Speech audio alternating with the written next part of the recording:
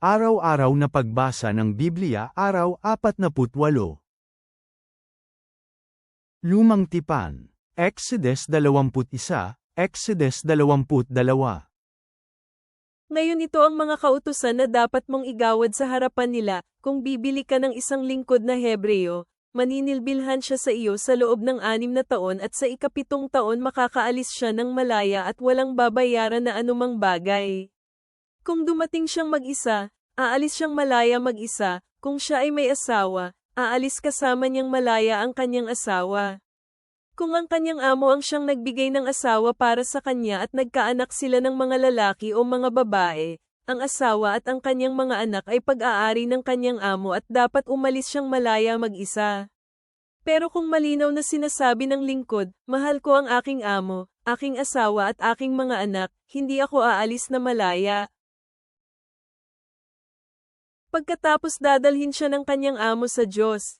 Dadalhin siya ng kanyang amo sa pintuan o sa haligi ng pintuan at kailangang batasan ang kanyang tainga ng kanyang amo gamit ang isang pambutas.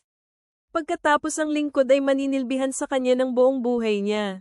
Kung ipinagbili ng isang lalaki ang kanyang anak na babae na maging lingkod na babae, hindi siya makakaalis na malaya gaya ng mga lingkod na lalaki. Kung hindi malulugod ang kanyang amo, na siyang nagtalaga para sa kanyang sarili, kinakailangan na ay patubos niya siya. Wala siyang karapatan na ipagbili ito sa mga taong dayuhan. Siya ay walang ganoong karapatan, yamang siya ay tinatrato niya ng pandaraya. Kung itatalaga siya ng kanyang amo bilang asawa para sa kanyang anak na lalaki, dapat ituring niya siya na parang anak niya rin na babae. Kung kukuha ng isa pang asawa ang amo para sa kanyang sarili, hindi niya dapat bawasan ang kanyang pagkain, damit o ang kanyang karapatan bilang asawa. Pero kung hindi niya maibibigay ang 3 bagay na ito para sa kanya, makakaalis siyang malaya at walang babayaran na anumang pera. Sino mang manakit ng isang tao at ito ay namatay, ang taong iyon ay siguraduhing malalagay sa kamatayan. Kung hindi ito ginawa ng tao na may paghahanda, sa halip hindi ito sinadya, pipili ako ng lugar kung saan maaari siyang tumakas. Kung ang isang tao ay sinadyang lusubin ang kanyang kapitbahay para patayin siya sa mapanlinlang, pagkatapos dapat mo siyang kunin, kahit kung siya ay nasa altar ng Diyos, kaya maaari siyang mamatay. Sino mang manakit sa kanyang ama o ina ay dapat siguradong malagay sa kamatayan.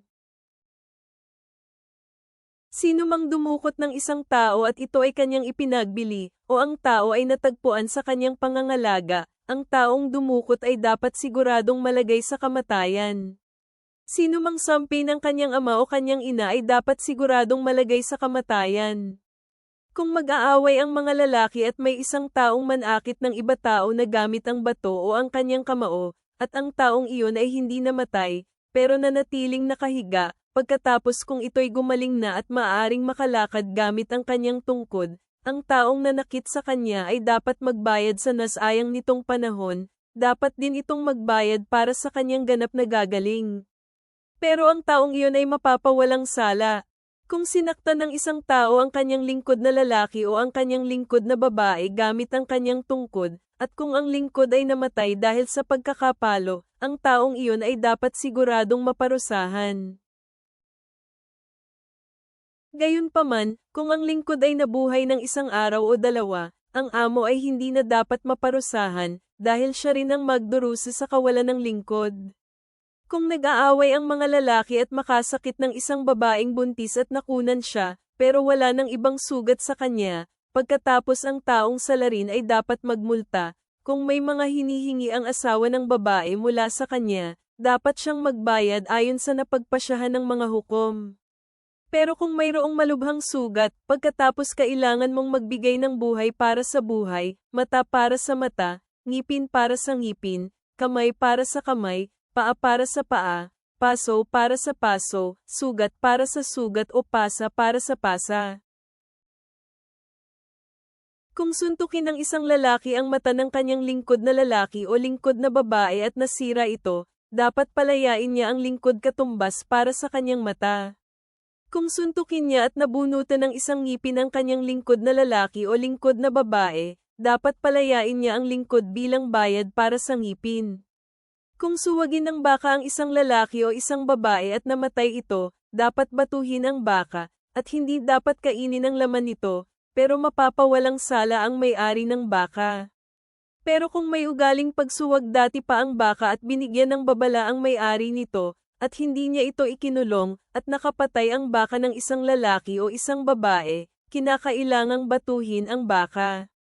Dapat ding patayin ang may-ari nito. Kung kinakailangan ng kabayaran para sa kanyang buhay, dapat niyang bayaran ang anumang kailangan niyang bayaran. Kung sinuwag ng baka ang anak na lalaki o anak na babae ng isang lalaki, dapat gawin ng may-ari ng baka ang hinihingi ng kautosang ito. Kung sinuwag ng baka ang isang lingkod na lalaki o lingkod na babae, dapat magbayad ang may-ari ng baka ng 30 shekel na pilak, at dapat batuhin ang baka. Kung magbubukas ng isang hukay ang isang lalaki, o kung hamukay ng isang hukay ang isang lalaki, at hindi niya ito tinakpan at may nahulog na baka o asno sa loob nito, kailangan bayaran ng may-ari ng hukay ang nawala. Kailangan magbigay siya ng pera sa may-ari ng namatay na hayop at magiging kanya ang namatay na hayop. Kung sakta ng baka ng isang tao ang baka ng ibang tao kaya namatay ito, kailangan nilang ipagbili ang buhay na baka at paghatian nila ang halaga nito. Kailangan din nilang paghatian ang patay na baka. Pero kung nalaman na ang baka ay may ugaling nanunuwag sa nakaraan, at hindi ito kinulong ng may-ari, dapat siguraduhin siyang magbayad ng baka para sa baka at ang namatay na hayop ay magiging kanyang pag-aari. Kung magnakaw ang isang lalaki ng isang baka o isang tupa at pinatay niya o ipinagbili ito, pagkatapos dapat siyang magbayad ng 5 baka para sa isang baka, at 4 na tupa para sa isang tupa. Kung ang magnanakaw ay natagpo ang naninira, at kung nasaktan at siya ay namatay, sa ganoong kaso walang sino man ang ituturing na may sala sa kanyang kamatayan. Pero kung sumikat ang araw bago niya sinira, salang pagpatay ng tao ang ipapataw sa taong pumatay sa kanya. Ang magnanakaw ay dapat gumawa ng pagbabayad pinsala. Kung wala siyang pag-aari, pagkatapos dapat siyang ipagbili dahil sa kanyang pagnanakaw. Kung ang ninakaw na hayop ay natagpo ang buhay sa kanyang pag-aari, maging ito ay isang asno, o isang tupa, dapat siyang magbayad ng doble. Kung magpapastol ang isang lalaki ng kanyang mga baka sa isang bukid o sa ubasan at hinayaang nakakawala ang kanyang hayop, at kumain ito sa bukid ng ibang tao, dapat siyang gumawa ng pagbabayad pinsala mula sa pinakamainam sa kanyang sariling bukid at mula sa pinakamainam sa kanyang sariling ubasan. Kung kumalat ang apoy at kumalat sa mga tinik kaya ang mga nakasalansa na butil, o nakatayo na butil, o ang bukid ay natupok, siya na nagsimula ng apoy ay dapat siguraduhing gumawa ng pagbabayad pinsala. Kung magbibigay ng pera o ari-arian ang isang lalaki sa kanyang kapitbahay para sa ligtas na pag-iingat, at kung ito ay ninakaw mula sa bahay ng lalaki, kung natagpuan ang magnanakaw na iyon ay dapat magbayad ng doble.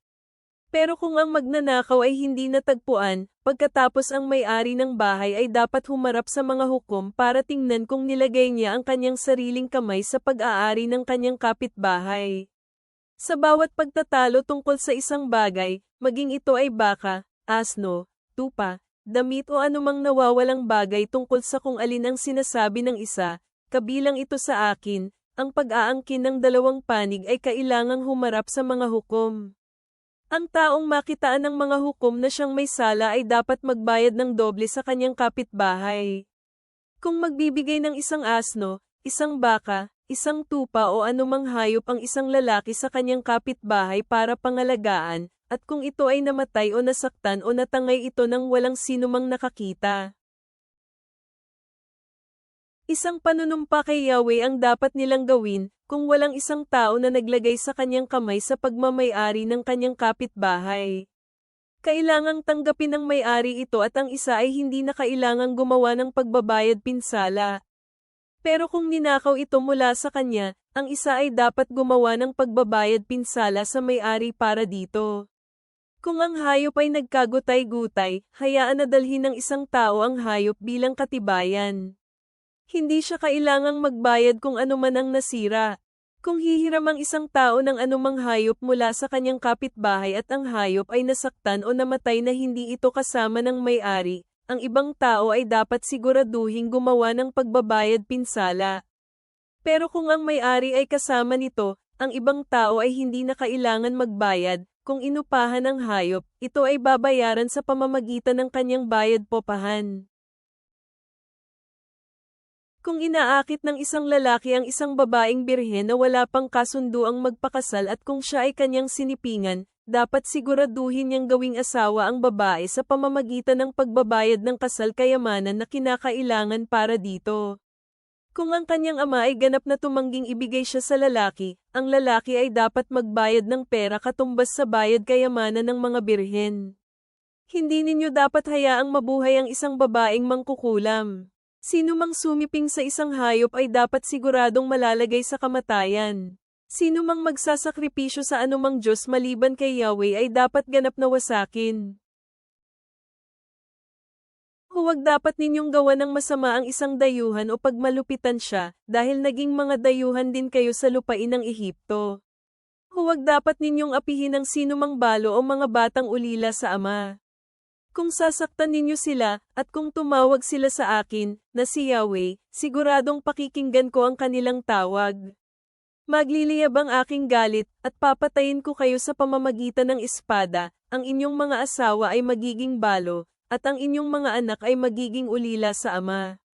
Kung magpapahiram kayo ng pera sa sino man sa aking mga tao sa gitna ninyo na mga mahihirap, hindi kayo dapat matulad sa isang nagpapatubo sa kanya o singilin siya ng may tubo. Kung kukunin ninyo ang damit ng inyong kapitbahay bilang pangako, dapat ninyong isauli ito sa kanya bago lumubog ang araw, dahil iyon lamang ang kanyang tanging pantikip. Ito ay ang kanyang damit para sa kanyang katawan. Ano pa ang kanyang ipangtutulog? Kapag tumawag siya sa akin, pakikinggan ko siya, dahil ako ay mahabagin. Hindi dapat ninyo ako nilalapastangan, ako na inyong Diyos, ni Sampain ang namumuno sa inyong bayan. Hindi dapat ninyo ipagkait ang inyong mga handog mula sa inyong ani o sa inyong pisaan ng ubas. Dapat ninyong ibigay sa akin ang panganay ng inyong mga anak na lalaki. Dapat din ninyong gawin sa inyong mga baka at sa inyong tupa. Dahil sa loob ng 7 araw mananatili sila sa kanilang mga ina, pero sa loob ng 8 araw dapat ninyong ibigay sila sa akin. Kayo ay magiging bayan na ibubukod para sa akin. Kaya huwag dapat kayong kumain ng anumang karne na ginutay-gutay ng mga hayop sa bukid. Sa halip, dapat ninyong itapon ito sa mga aso.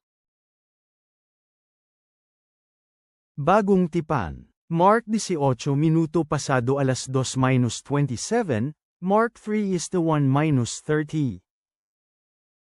Ang mga alagad ni Juan at ang mga pariso ay nag-aayuno. Lumapit ang ilang tao at sinabi sa kanya, bakit nag-aayuno ang mga alagad ni Juan at mga alagad ng mga pariso ngunit ang iyong mga alagad ay hindi nag-aayuno? Sinabi ni Jesus sa kanila, maaari bang mag-ayuno ang mga tagapaglingkod sa kasal kung kasama pa nila ang lalaking ikakasal? Hanggang kasama pa nila ang lalaking ikakasal ay hindi pa sila maaaring mag-ayuno. Ngunit darating din ang araw na ang lalaking ikakasal ay may lalayo sa kanila at sa mga araw na iyon, mag-aayuno sila. Walang taong magtatahi ng bagong tela sa lumang damit dahil kung ganoon ang itinagpi nito ay mapupunit at magkakaroon ng mas malalang punit.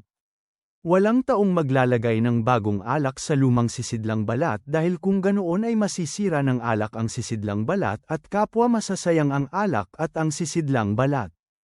Sa halip ay maglagay ng bagong alak sa bagong sisidlang balat. Sa araw ng pamamahinga, pumunta si Jesus at ang kanyang mga alagad sa trayguhan at nagsimulang mamites ang kanyang mga alagad ng mga uhay. At sinabi ng mga pariso sa kanya, tingnan mo, bakit sila gumagawa ng bagay na ipinagbabawal sa araw ng pamamahinga? Sinabi ni Jesus sa kanila, hindi pa ba ninyo nababasa ang ginawa ni David noong siya ay nangailangan at nagutom, siya at ang mga lalaking kasama niya? Kung paano siya pumasok sa tahanan ng Diyos noong si Abiathar ang pinakapunong pari at kinain ng tinapay na handog na hindi naaayon sa batas na kainin ng kahit na sino maliban sa mga pari, at binigyan pa niya ang kanyang mga kasama. Sinabi ni Jesus, ang araw ng pamamahinga ay ginawa para sa sangkatauhan, at hindi ang sangkatauhan para sa araw ng pamamahinga. At muli siyang naglakad papasok sa loob ng sinagoga at doon may isang lalaki na tuyot ang kamay. Ilan sa mga tao ay nagmamatsyag ng mabuti kung papagalingan siya ni Jesus sa araw ng pamamahinga upang maparatan nila siya. Sinabi ni Jesus sa lalaki na tuyot ang kamay, tumindig ka at tumayo sa gitna ng lahat. At sinabi niya sa mga tao, naaayon ba sa batas ang gumawa ng mabuti sa araw ng pamamahinga o ang manakit, ang sumagip ng buhay o ang pumatay? Ngunit tahimik ang mga tao. Tiningnan niya sila ng may galit, labis siyang nalulungkot dahil sa katigasan ng kanilang mga puso, at sinabi niya sa lalaki, iunat mo ang iyong kamay. Iniunat niya ang kanyang kamay at pinagaling ito ni Jesus. Lumabas ang mga Pariso at agad bumuo ng sabuatan kasama ng mga tagasunod ni Herodias laban sa kanya upang ipapatay siya.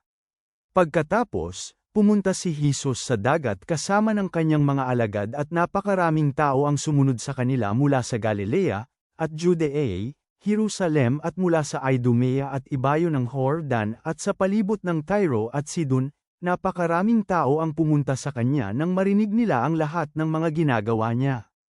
Hiniling niya sa kanyang mga alagad na ipaghanda siya ng isang bangka upang hindi siya maipit ng mga tao. Dahil sa marami na siyang napagaling, lahat ng may mga malulubhang karamdaman ay gustong makalapit sa kanya upang mahawakan siya.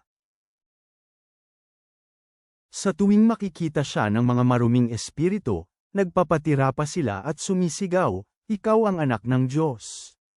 Mahigpit niyang iniutos sa mga ito na huwag nilang ipapaalam kung sino siya.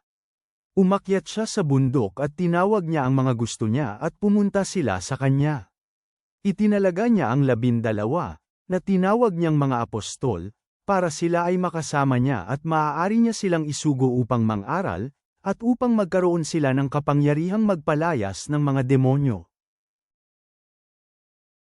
Itinalaga niya ang 12 apostol, si Simon na pinangalanan niyang Pedro, si Santiago na anak ni Zebedeo, si Juan na kapatid ni Santiago, na mga pinangalanan niyang Boanerges na ang ibig sabihin ay mga anak ng kulog, at sila Andres, Felipe, Bartolomeo, Mateo, Tomas, Santiago na anak ni Alfeo, Tadeo, Simon na makabayan, at si Judas Iscariot, na magkakanulo sa kanya. Pagkatapos ay umuwi na siya at muling nagtipon-tipon ng maraming tao, kung kaya hindi man lang sila makakain ng tinapay. Nang marinig ng kanyang pamilya ang balitang ito, agad silang lumabas upang pilit siyang kunin, dahil sinasabi nilang, nahihibang na siya. Sinabi ng mga eskribang nanggaling sa Jerusalem, sinaniban siya ni Beelzebul, at, sa pamamagitan ng pinuno ng mga demonyo, pinapaalis niya ang mga demonyo. Tinawag sila ni Jesus at nagsalita sa kanila sa pamamagitan ng talinghaga, paano maitataboy ni Satanas si Satanas? Kung nahahati ang isang kaharian laban sa kanyang sarili, ang kahariang ito ay hindi maaaring manatili. Kung ang isang tahanan ay nahahati laban sa kanyang sarili, ang tahanang ito ay hindi maaaring manatili. Kung naghimagsik si Satanas laban sa kanyang sarili at magkabahabahagi, hindi siya maaaring manatili, subalit siya ay magwawakas. Ngunit walang sinuman ang makapapasok sa bahay ng isang malakas na tao at magnakaw ng kanyang mga kagamitan nang hindi niya ito gagapusin muna, saka palang niya mananakawan ang bahay nito. Totoo itong sinasabi ko sa inyo, ang lahat ng mga kasalanan ng mga anak ng tao ay mapapatawad, maging ang lahat ng mga kalapastangan ang sinasabi nila. Ngunit ang sinumang lumalapastangan laban sa banal na espiritu ay hindi kailanman magkakaroon ng kapatawaran, ngunit mayroong walang hanggang kasalanan. Sinabi ito ni Jesus dahil sinasabi nilang, mayroon siyang maruming espiritu. Mga Kawikaan Proverbs 5 is the 1-14. Aking anak na lalaki, bigyang pansin ang aking karunungan, makinig mabuti sa aking kaunawan, upang ikaw ay matuto tungkol sa mabuting pagpapasya, at ang iyong mga labi ay maaaring pangalagaan ang kaalaman. Sapagkat ang labi ng isang nangangalunyang babae ay dinadaluyan ng pulot, at ang kanyang bibig ay mas madulas kaysa sa langis, pero sa huli siya ay katulad ng halamang mapait, humihiwa tulad ng isang matalim na espada. Ang kanyang mga paa ay humahakbang papunta sa kamatayan, at tumutungo papunta sa Sheol. Hindi niya binibigyang pansin ang landas ng buhay. Ang kanyang mga yapak ay gumagala, hindi niya alam kung saan siya patungo. At ngayon, aking mga anak, makinig sa akin, huwag tumalikod mula sa pakikinig sa mga salita ng aking bibig. Lumayo kayo sa kanyang landas, at huwag kayong lumapit sa pintuan ng kanyang bahay. Sa ganoong paraan hindi ninyo ipamimigay ang inyong karangalan sa iba o ang mga taon ng inyong buhay sa isang malupit na tao, ang mga taong hindi kilala ay hindi magdiriwang sa inyong kayamanan, ang inyong pinaghirapan ay hindi mapupunta sa bahay ng mga taong hindi kilala. Sa katapusan ng inyong buhay kayo ay dadaing kapag ang inyong laman at inyong katawan ay nabulok. Sasabihin ninyo, kinapopootan ko ang disiplina at hinamak ng aking puso ang pagtatama. Hindi ako sumunod sa aking mga guro o nakinig sa aking mga tagapagturo. Malapit na akong ganap na masira sa gitna ng kapulungan sa pagtitipon ng mga tao.